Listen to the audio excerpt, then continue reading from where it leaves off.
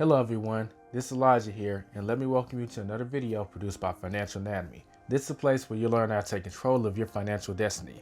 In this video, we're going to be talking about the Cash App and how to change your Cash App tag. Your Cash App tag is basically what follows your Cash App link and what's between the dollar signs. So if someone wants to request money or send money to you, they need your Cash App tag. So we're going to start off by clicking on the Cash App. Then you want to click your profile picture in the top right hand corner. Once you're here, you want to click on Edit Profile, and you'll see your name, your cash tag, and also a place you can enter a bio.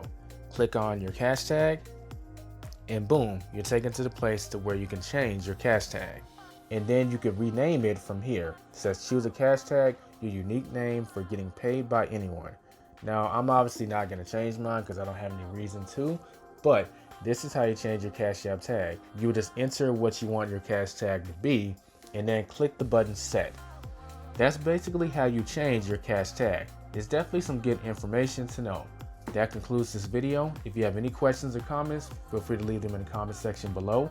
And if you haven't signed up for Cash App and you have an interest in doing so, if you follow the instructions on this video, you'll see the process of signing up for Cash App.